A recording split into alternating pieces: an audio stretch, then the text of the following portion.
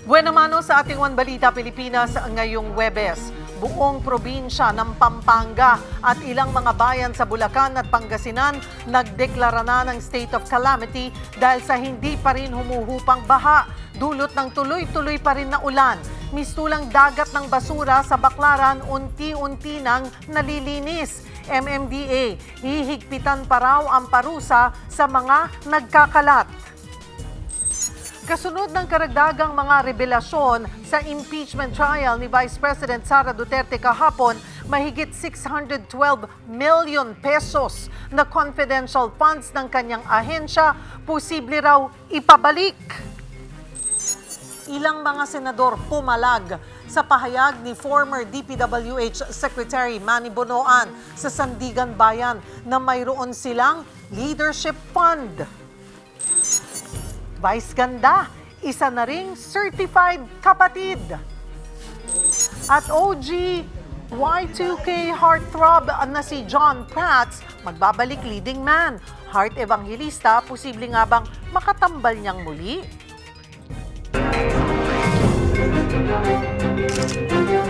Magandang taghali, Luzon, Visayas at Mindanao. Thank you for joining us. Good afternoon sa mga nanonood sa guide. Ang buting utang, kumikita sa mga utang, walang Nagsana ang mga paluwas sa kanilang mga probinsya. Hola! One Balita, Pilipinas!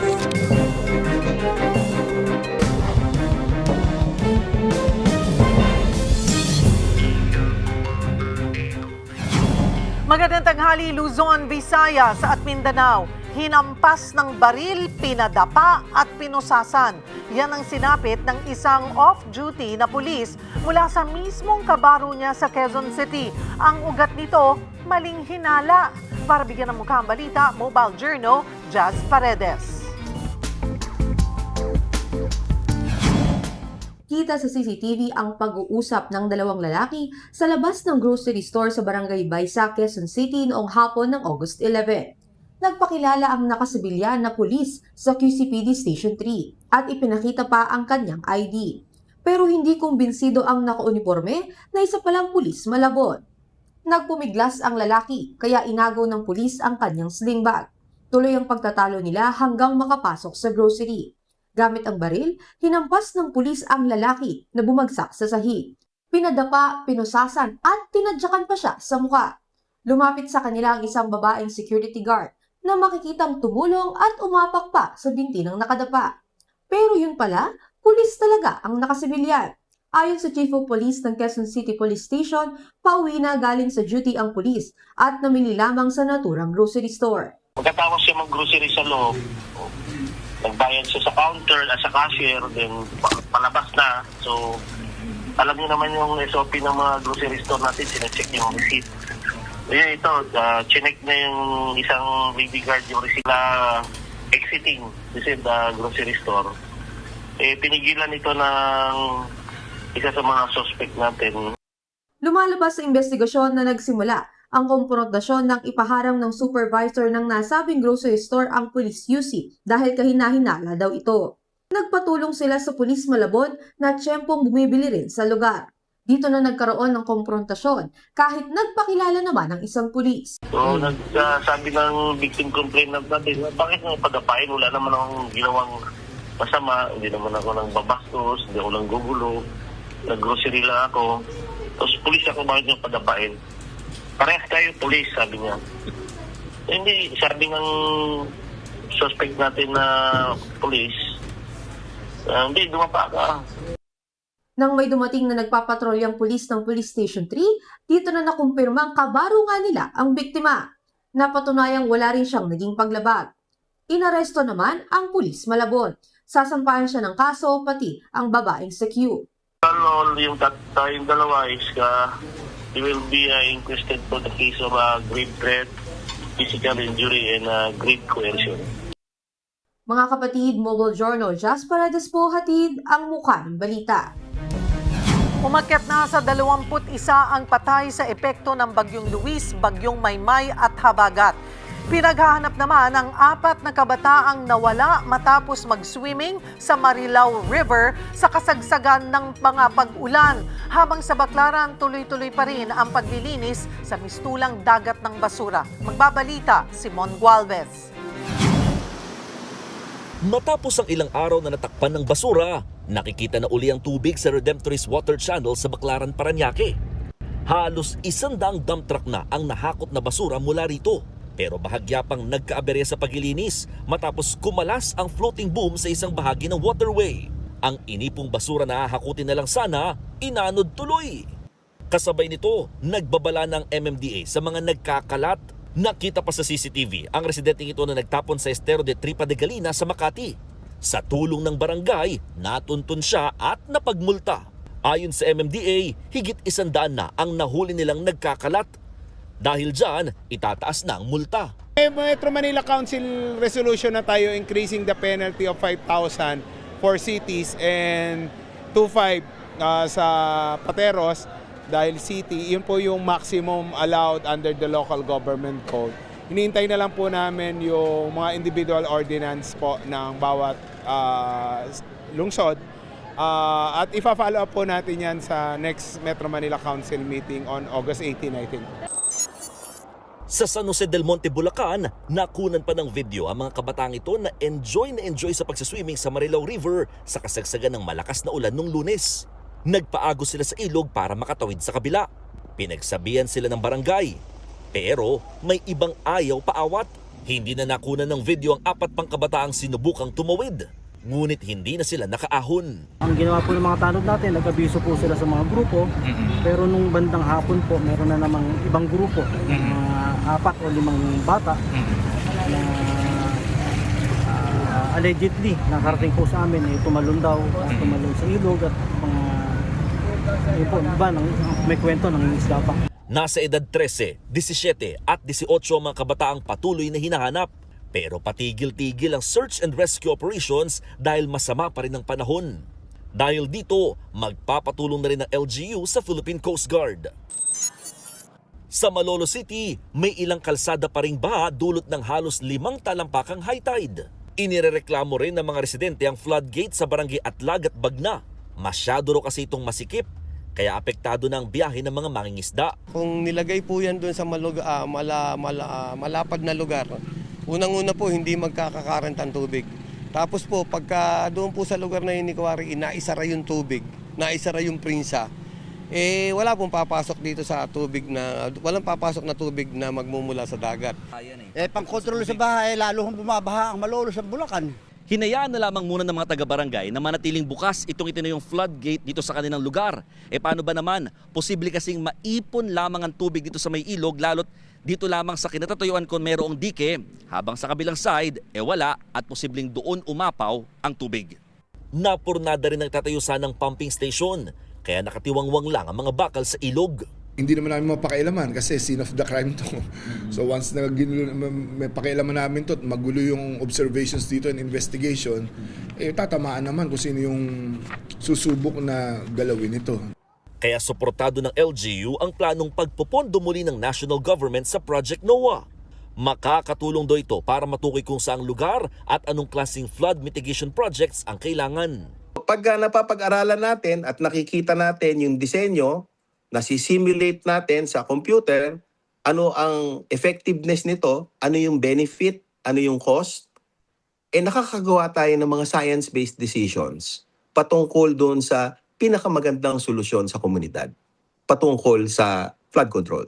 Sa bayan nga ng Kalumpit, hindi na mapakinabangan ng ginawang dike, kaya baha pa rin sa maraming barangay. Sinusubukan pa namin makuha ang panig ng DPWH 1st District Engineering Office ng Bulacan na nakakasakop sa Malolos at Kalumpit. Kapatid, ako si Mon Gualvez para sa 1PH. Isinailalim na sa state of calamity ang bayan ng Kalumpit sa Bulacan, dulot pa rin ng mga pagbaha. At para makamusta natin ang sitwasyon sa probinsya, magkakasama natin si Bulacan Vice Governor Alex Castro. Magandang tanghali po sa inyo, Vice Gov. Hi, good afternoon, Cheryl. Good afternoon. At sa lahat sa mga nanonood sa atin ngayon. Vice Gov, kumusta na po ang sitwasyon dyan sa ating probinsya sa Bulacan? Maulan pa rin po ba ang panahon? Pabugso-bugso pa rin po yung ulan natin dito sa tumitigil tapos biglang lalakas. So meron rin po tayo mga flooded areas dito sa atin sa lalawigan. Meron pa rin po tayo mga evacuees natin. So meron pa po tayong mga nasa 5,929 evacuees all over Bulacan, maabot po ng 19,701 individuals. Puntahan ko muna po itong sitwasyon sa bayan ng Kalumpit na naging, ano po ang naging basihan sa pagdedeklara ng state of calamity? Kahapon po, galing kami doon para magbigay ng mga tao ng kulong sa mga kababayan natin. Nakita po talaga natin na halos na buong bayan ng Kalumpit ay nakausap po din si Mayor Lem kahapon. Sabi niya talagang affected po talaga yung karamihan sa kanilang barangay doon. Gaano po karami? Ito po ba ay buong Kalumpit na ang talagang affected po?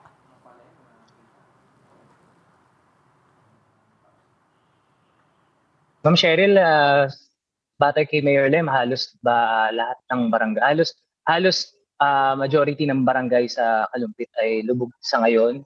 At yung iba malalalim pa, lalo na sa May Sulaw, saka sa barangay San Miguel, ay hanggang dibdib pa yung tubig doon sa barangay na yun.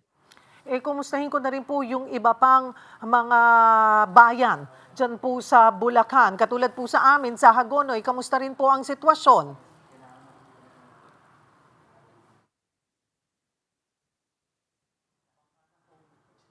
Ma'am Cheryl, sorry pa, ulit. No, mahina po yung... Alright. Vice Gov, kamusta po yung sitwasyon ng iba pang mga bayan?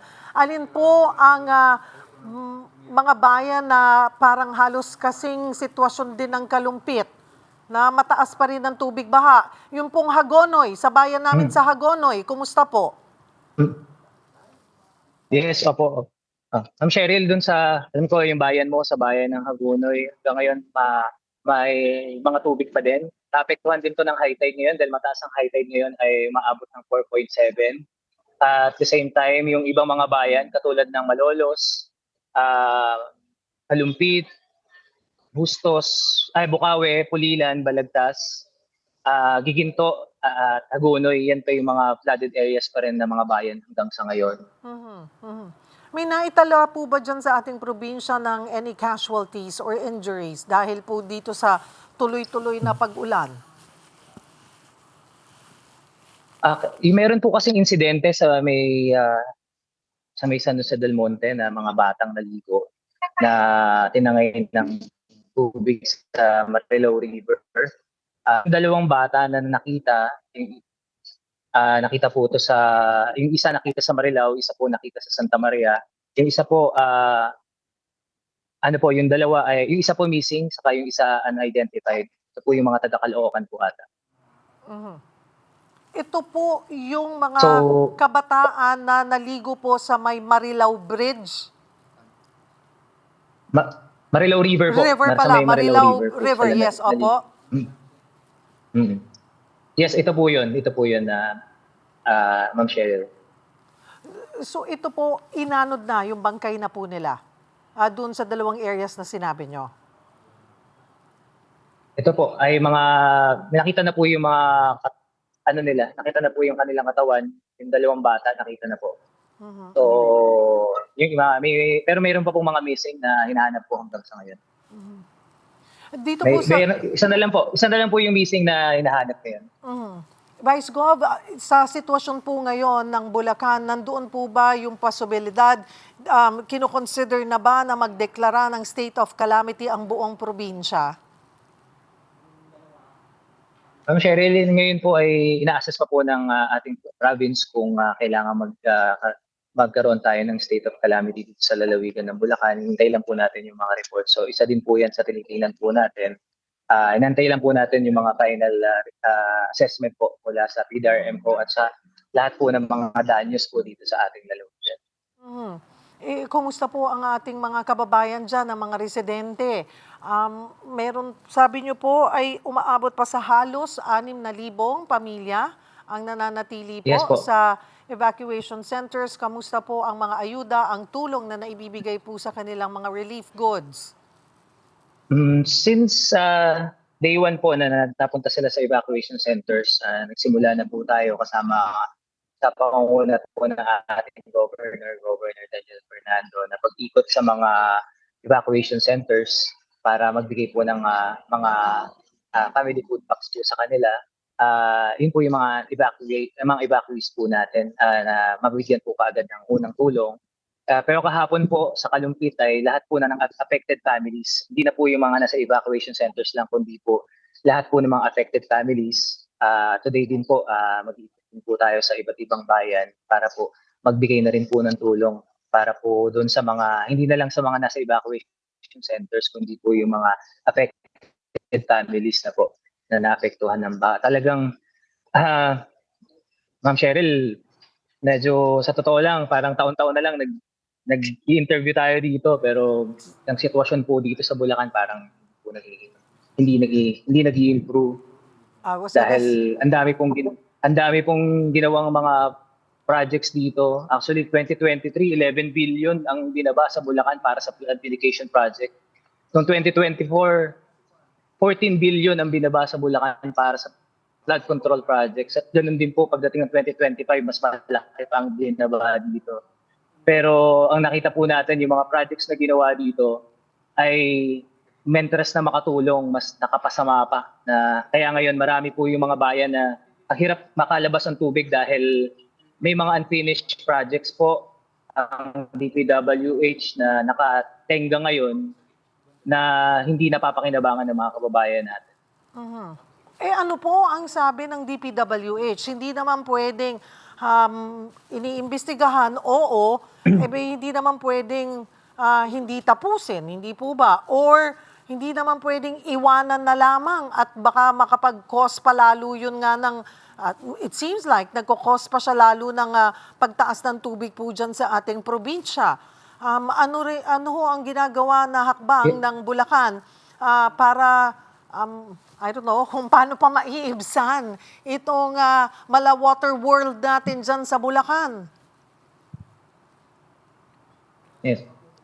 Ma'am Cheryl, last 2 weeks ago, bago pa itong dumating yung mga bagyo after na SONA ng ating Pangulo, nagpatawag tayo ng committee hearing dahil nire-village speech po natin patungkol dito dahil sabi ko nga, hindi tayo pwedeng huminto ng ganito lang. Kailangan malaman natin ano ba yung mga susunod na hakbang ng DPWH sa atin dahil marami mga unfinished projects, tapos magtatag-ulan, anong mangyayari? Ito na nga po yung nangyari. So nagkaroon po tayo ng committee hearing nung nakaraang 2 weeks ago patungkol dito. Kaharap po natin yung mga taga-DPWH, mga engineer from DPWH from different district.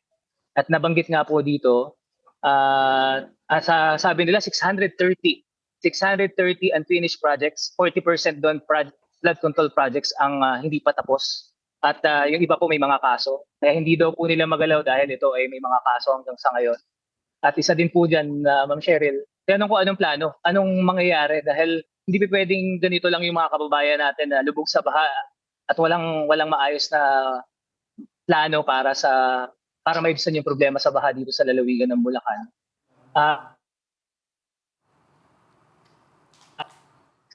Sa national government na maglaan ng pondo para sa pag-aaral ng master plan para sa kanilang gagawing proyektong para sa baha dito sa lalawigan ng Bulacan. So, as ko nga po, marami na pong pag-aaral eh. Actually, ang ating governor at yung ibang mga governor ng District 3, nagkaroon na sila ng regional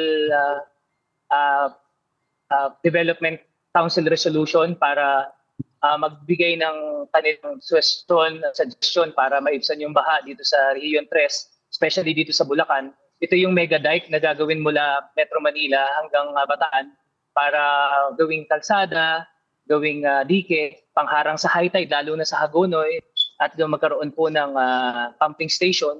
So po, matagal na po itong hiniling ng mga leaders natin mula sa mga provinces. dito sa Region 3 pero hanggang sa ngayon hindi pa rin po ito nababudgetan at nasa feasibility studies pa lang din daw po. Kaya medyo huli, sana po ito ay mapansin na government na mapondohan ka agad dahil taon-taon na lamang po ganito, palala pa po ng palala at ang laki ng pondong binaba dito pero wala pong nangyari. At isa din po, meron po hindi lang just to notify yung atin pong mga use at provincial government, i-involve po ang mga LGUs at provincial government sa mga proyekto ng DPWH kasi ang nangyari po the past years, na coordination, even yung barangay officials hindi po ito hindi po alam na may mga sa lugar, mga mayors, ang government coordination sa provincial ng project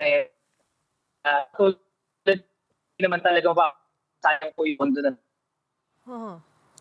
Vice Gop, siguro panghuli na lamang po, ito ngayon sa 2027 may pondo na sa flood control sa ilalim ng National Expenditure Program.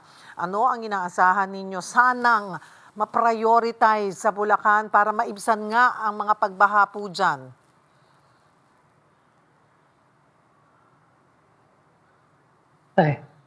Ang Cheryl, ito taon-taon nagbibigay tayo ng puro relief. Tingin ko po, hindi na to yung gusto ng mga tao. Ang gusto nila, solusyon. At hindi po lang tayo ng relief taon-taon. Tapos, ang kailangan po dito yung pangmatagalang solusyon, scientific, maayos, hindi substance.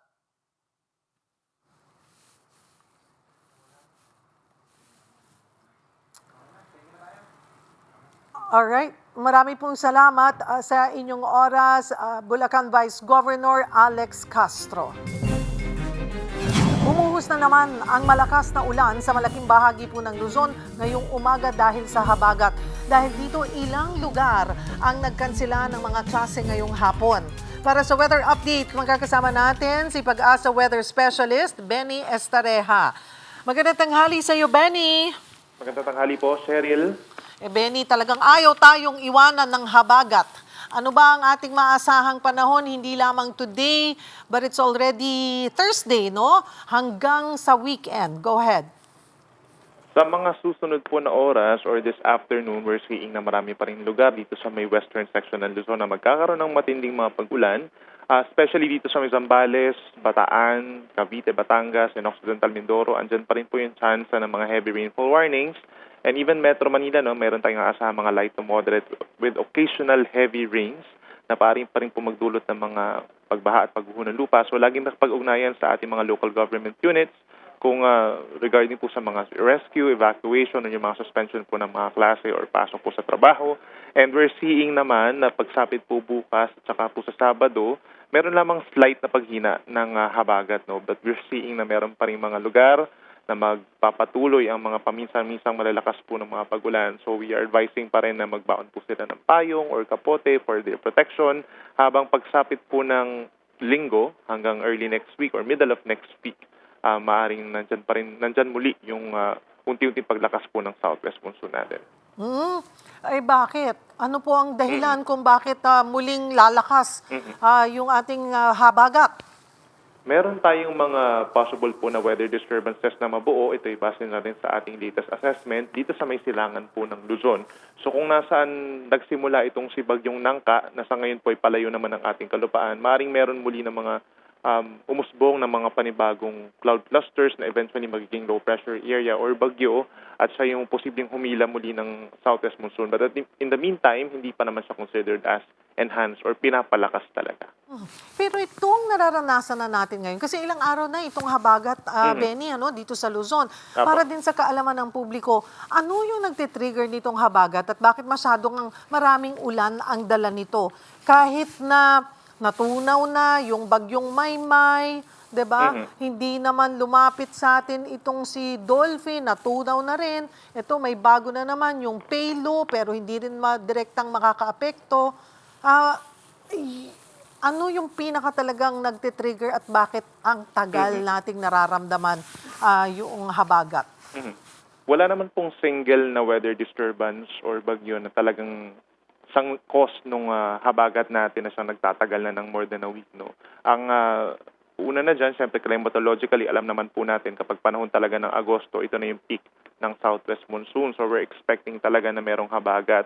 But yung nakaka-aggravate lang po yung presence ng mga weather disturbance. Hindi lang itong Sinangka. Meron pang mga bagyo po no, na mas malayo pa sa ating bansa na talagang yung tutok talaga ng southwesterly na hangin is nakatapat talaga dito sa Luzon. No? Plus added pa yung moisture na nagmumula pa dito sa may Papting Indian Ocean at saka sa may West Philippine Sea. Nakaka-contribute din po yan sa dami ng ulan na unfortunately is halos tuloy-tuloy. No? Kaya yung tinatawag natin na antecedent rainfall, yung presence po ng mga pag-ulan in the past few days ay siyang nakaka-contribute din po dun sa taas ng risk ng mga flash floods at saka po landslide sa lugar natin. At sa inyo pong monitoring, hanggang kailan pa itong habagat na mararanasan natin, particular dito sa Luzon? Though kanina, na-mention mo na, medyo huhupa na, pero mukhang arangkada naman pagdating ng linggo. Yes, kung ang hinihintay natin ay yung maaraw na panahon na talagang halos walang pag-ulan at mga isolated lamang, not anytime. Dahil magpapatuloy pa rin po yung southwest monsoon natin hanggang middle of next week kung saan may chance nga po na may mabuong mga weather disturbances na panibago dito sa may Pacific Ocean, sa may Western Pacific Ocean and Philippine Sea. So, expect natin na magtatagal-tagal pa itong panahon natin. Even though masasabi naman natin na may mga araw, kagaya po bukas at saka po sa Sabado na umaaraw-araw naman, kaya nga lang, alam naman natin, pag merong southwest monsoon, biglang kukulimlim tapos bubuhos po yung malakas na ulan. Ganon yung magiging pattern natin in the coming days. At sabi mo nga, nandoon yung tsansa na may mabuong sama ng panahon. But is it too early na masabi kung magiging isang bagyo nga ito or hanggang LPA pa lamang?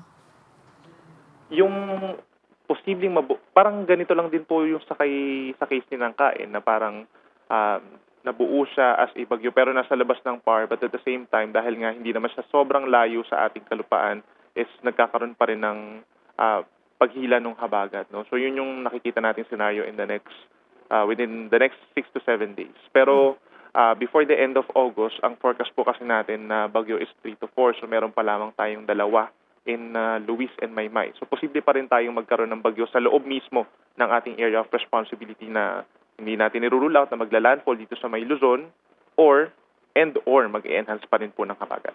During the month of August ba, ito na ba yung panahon na nagko-cross yung mga bagyo?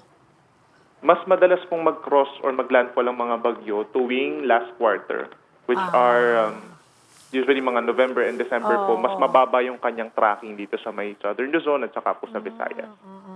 So ito normal pa yung behavior nitong mga bagyo na kumbaga palihis. Palayo. Yes, apo. Lalo na kapag ganitong malakas po ang habagat, ang tendency ng mga bagyo is parang moving generally palayo or eastward po. Pagdating po dito sa tuloy-tuloy na buhos ng ulan ng habagat, nakatulong ba naman doon sa level ng tubig sa ating mga dam, partikular sa Angat Dam? Meron po tayong increase nitong mga nagdaang araw pagdating po sa water level ng Angat Dam.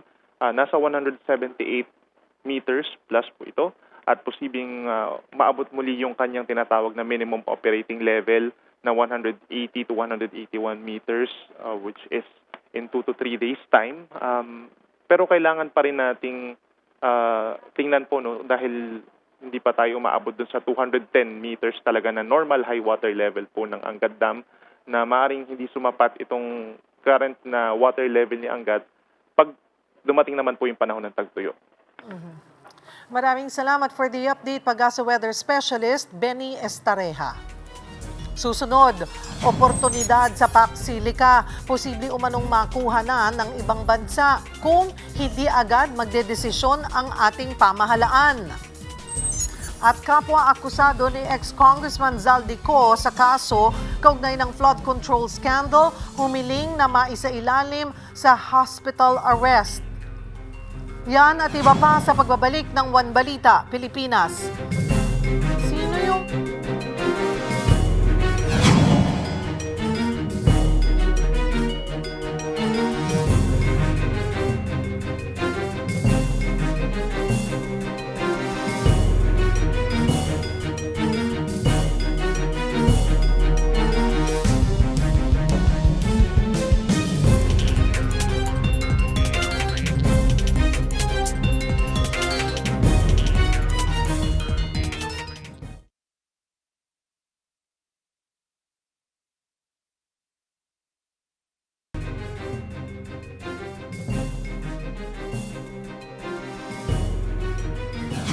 Posible raw mawala sa Pilipinas ang pinaplanong Pac Silica Hub sa Tarlac kung hindi agad magdedesisyon ang bansa kaugnay nito. Sa panayam sa long take ng One News, sinabi ni Philippine Ambassador to the United States, Jose Manuel Babe Romualdez, na maraming bansa ang nais na maging bahagi ng Pac Silica ng Amerika. Yun nga lang, maraming maling impormasyong kumakalat tungkol dito. Git ni Romualdez, mas maiging tignan muna ang positibong epekto ng Pac Silica lalo't may kaugnayan ito sa teknolohiya at minerals. Kung palalampasin daw ito ng Pilipinas, maaaring maibigay itong oportunidad sa ibang interesadong bansa. This thing has a timeline. I mean, if we dilly-dally or just keep arguing among ourselves, always looking at what is not good and what are the, instead of looking at the advantages, it's only natural that they'll look for somewhere else where it could be. And there are other ASEAN countries that are considered to be perhaps a second choice to the Philippines. But if we decide that, that the timeline has lapsed, we definitely will lose out on this one. Humiling ng hospital arrest ang isang kapwa akusado ng pugante at dating congressman na si Zaldico na maisailalim sa hospital arrest matapos ma-paralyze habang nakakulong. Nasa linya si Mobile Journal, Arles de los Santos para sa update. Arles, sino itong co-accused na ito at ano ang desisyon ng korte? Yes, Cheryl, sa ngayon ay wala pang desisyon ng Sandigan Bayan sa hiling ng dating DPWH Mimaropa Maintenance Division Chief at kapwa-akusado ni Zaldico na si Juliet Calvo na maisailalim sa hospital arrest. Yan ay matapos ma-paralyze habang nakakulong sa Kamkaringan noong August 5. Sa pagpapatuloy kasi ng pagdinig para sa kasong malversation kaugnay ng maanumalyang road deck project sa Nauharon, Mindoro na nagkakahalaga ng 289 million pesos. Sinabi ng abogado ni Calvo na stable na ang lagay ng kliyente niya pero nananatiling kritikal at hindi pa ito makapagsalita. Matatanda ang umamin si Calvo na pinirmahan niya ang unang Certificate of Inspection para sa progress billing ng maanumalyang road dike project sa Nauhan Oriental, Mindoro kahit hindi niya ito personal na ininspeksyon at sinabing hindi pa raw kasi siya o hindi siya ang may direct responsibility sa pag-implement ng naturang proyekto. Ipinag-utos ng Sandigan Bayan na humarap ang attendant physician ni Calvo bago pagpasyahan ang hiling na hospital arrest. Wala namang tutol sa hiling na ito ang prosekusyon. Samantala, Cheryl, na-reschedule sa September 1 ang hearing sa kaso matapos mag-withdraw ang abogado ni Felizardo Casuno, kapwa-akusado ni Nicono, ang dating project engineer ng umano'y road dike project na maanumalya sa Oriental Mindoro pa rin, habang nananatiling at large at tinaguri ang pugante na si Zaldico sa kasong ito. Cheryl, kaugnay pa rin ng flood control scandal, hindi pinagbigyan ng Supreme Court ang hiling na isa publiko ang partial at unredacted draft ng Blue Ribbon Committee findings ng Senado. Ayon sa Korte Suprema, walang constitutional o legal obligation ang komite na ilabas ang kanilang unfinished draft report. Yan muna ang latest. Cheryl. Maraming salamat, Mobile Journal, Arles de los Santos. Itinanggi ng ilang senador na nakatanggap sila ng leadership fund para sa infrastructure projects. Laman ito ng testimonya ni former DPWH Secretary Manuel Bunoan na unang beses humarap sa Sandigan Bayan kahapon. Kaugnayan sa kasong malversation dahil sa 92.8 million pesos ghost flood control project sa Pandi, Bulacan. Sabi ni Bunoan, nagsumiti raw si former Senator Bong Revilla ng listahan ng priority infrastructure projects kay dating DPWH Undersecretary Roberto Bernardo. Ito raw ay para sa posibleng pagpopondo ng ahensya sa ilalim ng umano'y leadership funds. Ayon pa kay Bunoan, tinalakay niya ito kay former Senate President Mig Zubiri noong 2024. Si Zubiri raw kasi ang magdedesisyon kung magkano ang ilalaang pondo sa kada senador. Mariin itong itinanggi ni Zubiri. For the record, I never handled project lists. As Senate President, I never requested, held, or handled any list of project requests from Senator. Wala po dumaan na proposed budget amendments sa ating tanggapan. Nabanggit din ni Bonoan ang mga pangalan ni na Senators Bongo at Robin Padilla. Sabi ni Go, hindi nangangahulugang konektado sa flood control scandal ang isinumitan na lang listahan. Matagal na nga raw hindi na ilalabas ang pondo para sa ilan sa kanyang mga proyekto. Anong listahan ba ang tinutukoy niya? Dahil sigurado po ako na wala naman tayong ipinasang listahan kay Yusek Bernardo. So bago lagyan ng kulay ang pagbanggit ng pangalan ko ni Senator Robin sa kanyang testimonya, bigyan sana ng tamang konteksto. Sana lang po sa susunod pag kami nagsulat ng ganyan, ituloy-tuloy nyo naman kasi nabanggit kami pero hindi nabanggit na FLR yon for later release.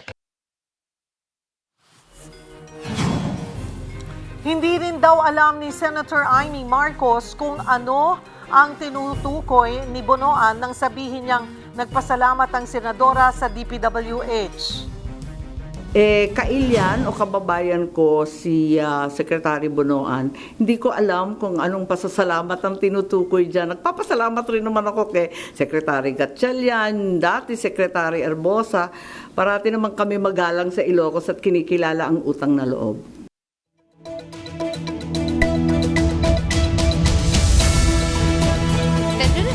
Yes or no. The council has her time to ask clarificatory questions later Your Honor, during not all redirect, Your questions. Honor. Not all questions can be answered by yes I am or on no. cross, Your Honor, please. Councils. Never mind if you're on cross. There are limits to cross-examination. Misleading questions are not allowed They on are cross. allowed. Councils, I don't think I need to lecture please, you that. councils, let's not allow the generational or seeming generational divide increase the tension in the courtroom. Let's keep it a notch lower. I am preventing myself from giving her a spanking. Kahapon niya, hindi ko nga siya kinukulit, di ba? Kahit may mga questions na doon na leading, hindi naman allowed yun sa direct examination eh. If she now intends to present the defense documents, they are not documents that have been identified nor authenticated by this witness during her testimony. We will She can confront have them. a continuing objection. Excuse me, counsel. Using Show the document. We will No, not agree. Your Honor, the council cannot We will dictate not how I agree, will Your proceed. Honor. Yan ang sagutan kahapon ni na Defense Counsel Christine Ferrer at Private Prosecutor Lorna Capunan sa impeachment trial ni Vice President Sara Duterte. Tinalakay dyan ang confidential funds ng bise. Lumabas kasi sa paglilitis ang mga kakaibang pangalan ng mga nakatanggap ng pondo. Mayroong Ralph Josh Bacon, Pia Piatos Lim, Clarice Ontiveros, Matthew N. Queso at Beverly Claire Pampano. Samantala, posibleng ma-disallow o ipabalik ng Commission on Audit ang kabuuang 612.5 million pesos na confidential funds ni Vice President Sara Duterte. Lumalabas daw kasing may butas sa pag-disburse ng pondo. Tanong naman ng depensa sa testigo kung nakakatawa ang isang pangalan, automatic na ba itong fictitious o gawa-gawa lang? Tinabla naman ni Capunan ang tanong na ito. If the name appears to be funny, does that automatically mean that the name is fictitious? Your Honor, please, the question is misleading. The names were incidental, that the names were funny or fruit salady or names of congressmen or senators, Your Honor, is immaterial. They were flashed because of the manner by which the funds were used. Yes. Attorney Capunan, give her share of fun with the names. Ngayon patuloy ang ulan at baha. Nagpaalala ang mga espesyalista, huwag magpabaya kapag may nakitang sintomas ng leptospirosis. Mayroon ding libreng gamot kontra rito sakaling ma-expose sa sakit. Para bigyan ng mukhang balita, Mobile Journal, Yeda Pascual. Ang leptospirosis na kamamatay kapag hindi agad na agapan. Binabantayan ngayon ng mga otoridad ang banta ng pagtaas ng kaso ng leptospirosis dahil sa ilang araw ng pag-ulan at pagbaha. 2 hanggang 20 araw ang incubation period kapag na-expose sa bakteriyang ito. Sa datos ng Department of Health, may 2,877 na kaso ng leptospirosis sa buong bansa mula January 4 hanggang July 18, 2026. Mas mababa man ito ng 6% kumpara sa 3,048 na kaso sa kaparehong panahon noong nakaraang taon, may 181 pa ring nasawi dahil sa sakit. Kaya paalala ng mga eksperto, hindi dapat baliwalain ang mga sintomas na mararamdaman. Sa unang phase ng leptospirosis, pwede kang magkaroon ng biglaang paglalagnat. Pwede ka ring sumasakit ang ulo, pwedeng namumula yung mata, pwedeng nanginginig, nagsusuka, pwede ding nanakit yung buong katawan, lalo na yung sa likod ng mga binti. May mga pasyenteng pwedeng panandali ang guminhawa o humupa ang lagnat. Pero sa ilang kaso, pwedeng sumunod ang mas malubhang sintomas gaya ng paninilaw ng mata o balat, pagkonti ng ihi at mawala ng malay.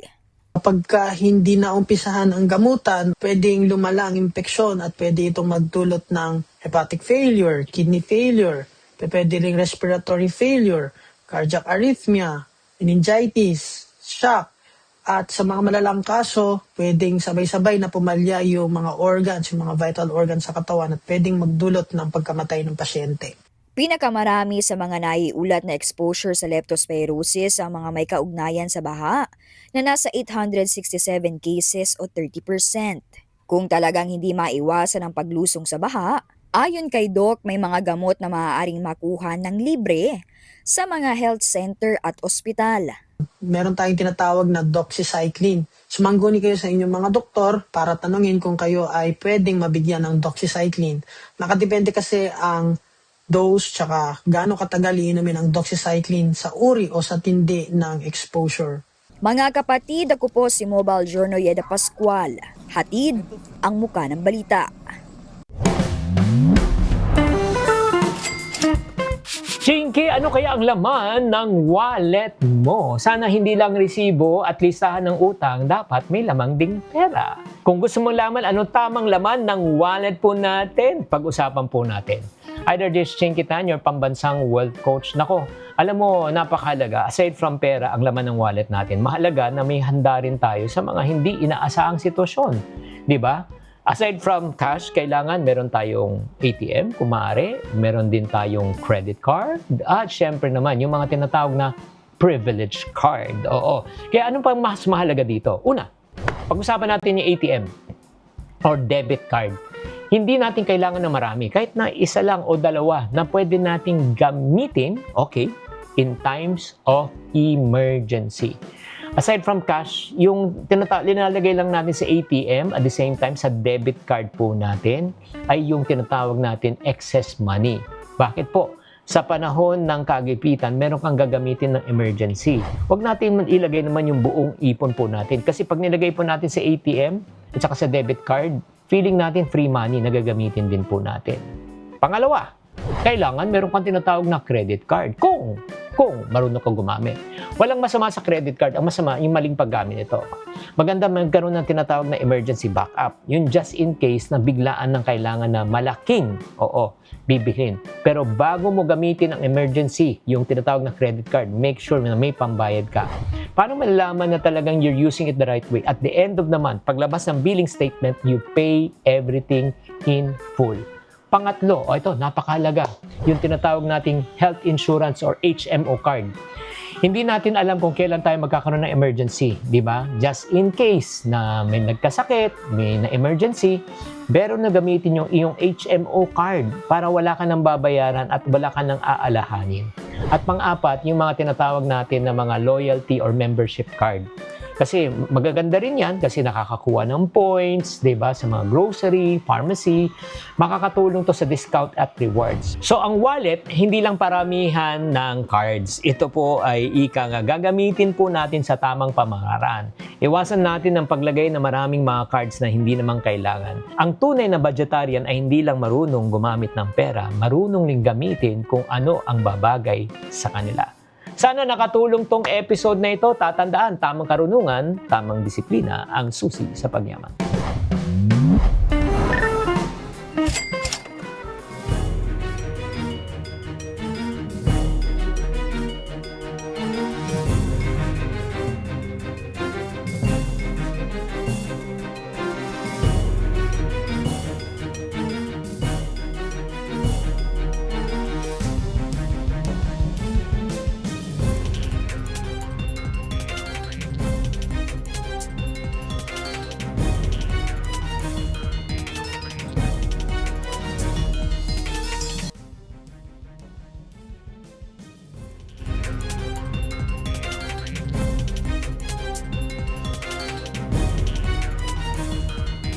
Nasa statistical dead heat o halos dikit ang hypothetical tandem ni Naga City Mayor Leni Robredo at Senator Raffy Tulfo at ang pares ni Vice President Sara Duterte at Senator Amy Marcos sakaling maglaban sila sa 2028 national elections ngayon. Base ito sa tugon ng masa survey ng Octa Research. Nakapagtala ng 45% ang Robredo-Tulfo tandem, 3 puntos lang ang lamang sa tambalang Duterte-Marcos na may 42%. Isinagawa ang non-commissioned survey sa 1,200 adult respondents mula July 4 hanggang 11. Nauna na nagsabi sina Robredo at Tulfo na hindi sila tatakbo sa mas mataas na posisyon sa 2028. Si VP Sara pa lang ang nagkukumpirmang tatakbo sa pagkapangulo habang wala pang inihayag na plano si Senator Amy. Sinagot ng palasyo ang batikos ni Congressman Edgar Erice na optics lang ang pagbanggit ni Pangulong Bongbong Marcos sa SONA tungkol sa pagpapanagot kay dating House Speaker Martin Romualdez. Babalita si Mobile Journal, Julie Baiza. Julie, ano ang naging pahayag ng palasyo tungkol dito? Yes, Cheryl, binakbakan nga ni Palace Press Officer Claire Castro si Congressman Edgar Erice doon sa naging pahayag na optics lang yung pagbanggit ni Pangulong Bongbong Marcos sa kanyang pinsa na si former House Speaker Martin Romualdez noong nagdaang SONA. Ayon kay Palace Press Officer Claire Castro, sinasabi daw ni Congressman Erice ay walang basehan at puro theory. Iniisip lang daw niya yan, hindi naman daw nakausap ni Erice ang Pangulo kaya't wag daw siyang magsalita na parang may alam siya sa damdamin ng Pangulo. Wala rin daw karapatan na magsilbing spokesperson ni Pangulong Bongbong Marcos si Erice unless palitan niya si Yusek Claire sa pwesto. Kung may alam din daw ang si Erice, dapat sabihin daw niya lahat ng impormasyon na nalalaman niya sa ombudsman. Bukod pa dyan, sinagot na rin ng palasyo yung nasabi ng kongresista na puro ayuda lang naman or puro sa ayuda lang napupunta yung pondo ng pamahalaan at wala man lang napupunta para sa government or sa infrastructure. Ang sabi ni Yusek Claire, yung ibang mambabatas ang tanong daw bakit nabawasan yung ayuda. Kaya't bakit daw magkakaiba yung nagiging pahayag ng mga mambabatas. Ang mas mabuti daw siguro mag-usap-usap sila. At panghuli gusto raw niyang makaharap si Congressman Erice. At para malaman niya na hindi lahat ng sinasabi ng congressman ay tama. Cheryl. Ano naman daw yung hakbang na ginagawa ng administrasyon para mapanagot ang mga nasa likod nga ng flood control projects? Cheryl, tinanong na nga rin natin kanina kung may update na ba doon sa nabanggit ng Pangulo kasi ang sinasabi nga ay magkakaso itong ombudsman against the former House Speaker Romualdez. Ang sabi ni Yusek Claire, ganun pa rin naman daw yung ginagawa nilang proseso na kung may sapat na ebidensya, tuloy daw yung pagsasampa ng kaso at tuloy yung investigasyon sa lahat ng mga sinasabing anomalya sa flood control projects. Ano ang assessment ng palasyo sa development ng impeachment trial ni Vice President Sara Duterte?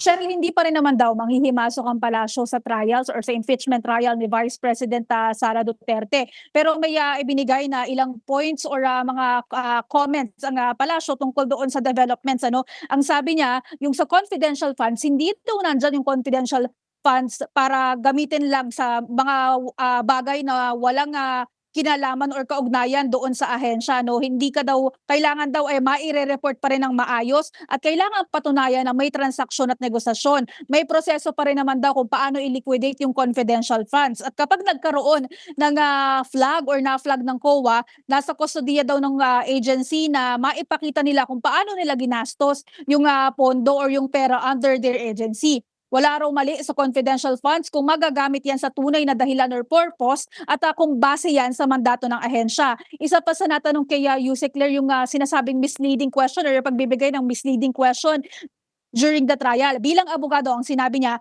basic naman daw na yung misleading questions ay hindi allowed during cross-examinations. Kasi kapag ka daw nagtanong ka ng misleading question at yung sasabihin mo na sagot lamang dapat ay or answerable lang dapat by yes or no, magkakaroon din daw ng maling sagot. Sanay na nga daw yung bansa sa fake news, pati ba naman daw sa hearing, magkakaroon pa ng fake news. Cheryl.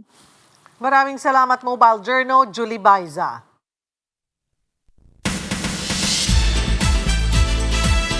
Hola mga kapatid, this is it. Usap-usapan ng bagong kapatid star na ngayon ay tinagurian ng Queen of All Networks. Magbabalita tungkol dito si Mobile Journal Denise Valdesancho.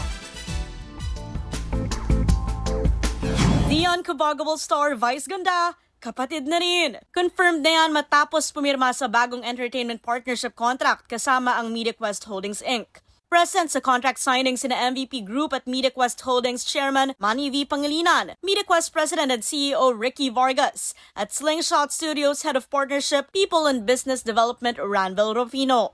Layunin ng partnership na maghatid ng bagong kulay ng entertainment sa Pinoy audience. For years, the industry was competing against each other.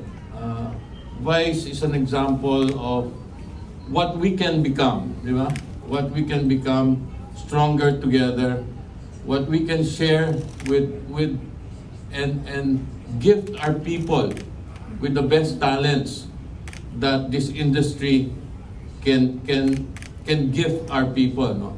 Hindi rin maitago ni MVP ang excitement sa pagiging kapatid ng tinagurian niyang Queen of All Networks.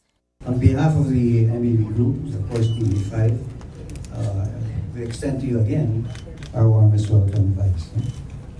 You have built an exceptional career with your exceptional talents.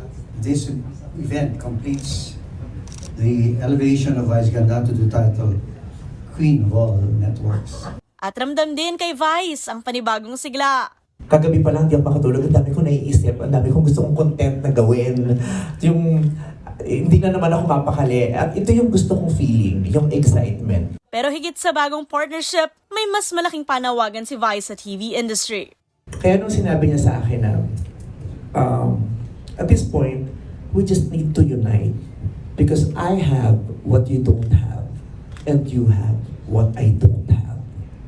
So let's just unite because the industry needs for us to unite in order to survive. Mga kapatid, Mobile Journal Denise Valdesancho po, hatid ang mukha ng balita.